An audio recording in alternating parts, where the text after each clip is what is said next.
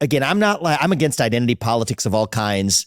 And so I don't want to be a hypocrite and use age-based identity politics to sort of check a box either, because there's plenty of people our age that think in that way. And there's people like Ron Paul who think more like us, right? But I think the point goes beyond just the biographical age, but the perspective of being tethered to reciting memorized slogans from 30 years ago.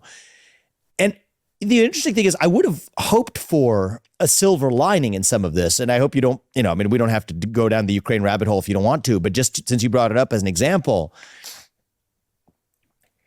there are people who were around back then. I mean, you and I were kids, but it wasn't that long ago to say that, on one hand, we're going to fetishize, and I do think that's what we're doing, fetishizing this Budapest memorandum from 1994, which, by the way, if you look at the hard facts and actually read the darn thing, we've more than fulfilled our commitments that were ironclad in paper.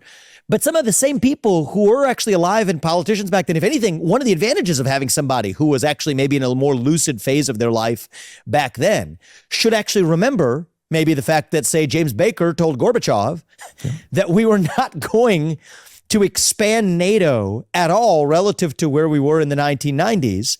And yet NATO, which was formed to deter the USSR, has expanded exponentially in the period after the fall of the USSR more than it ever did before. Or that George Kennan, a guy who was mostly around before you and I were alive, in his waning years, when he died, I think it must have been in the late 90s, said that NATO expansionism was the biggest foreign policy disaster we've made in the post-Cold War era. You would think that, okay, well, there may be some pros and cons to having people who were around back then, and the Bidens and the McConnells and the Pelosi's and the Schumers of the world could stand up and remind us of the agreement that Baker made with Gorbachev, could remind us of what George Kennan, the chief architect of Cold War deterrence, had to say about NATO expansionism. But somehow it's not just that they're old, it's that their memory is so selective as to justify what they want to do in the present, which is just repeating only the mistakes that they've made in the past in Iraq, or, some of them dating back to Vietnam for that matter. And so I would have less of a problem with it if there were pros and cons to this. But there's something fascinating, and I haven't gotten to the bottom of this, Dave, but it's just, the observation is true, that it's unidirectional in repeating a certain class of mistakes while staying blind to the learnings that somebody could have brought with them.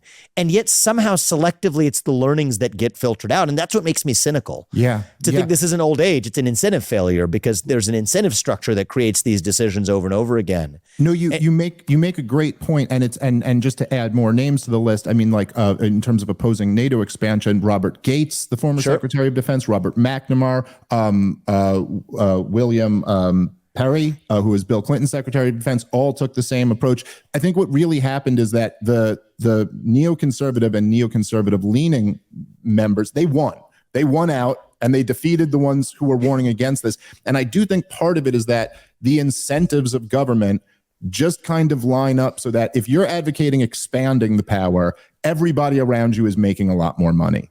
Yes. And if you're advocating reducing or limiting the power, everyone around you is making less money. And so this is just, I mean, it's really what happened is that the neoconservatives had this vision which they laid out in the Project for a New American Century. They said, we're going to remake the Middle East, and we're going to expand NATO all the way to Russia's borders. And this way, the Middle East will be loyal to us. We can do business with them, and Russia won't be a European power. And this made a lot of private state-connected actors filthy freaking rich. And so there was just a lot more support for them. But you're right, at this point, it's almost like even when some of those guys are still around, I mean, Bill Burns, who's the head of the CIA, he wrote the Niet means Niet memo, which was warning that if we pursue NATO, Ukrainian entry into NATO, this is going to lead to what we have today. But even he doesn't seem to have anything to say about it now. It's like they all just kind of put the blinders on and went, nope, we were right about everything, and history began when Vladimir Putin invaded, and we can't look at any of that other stuff.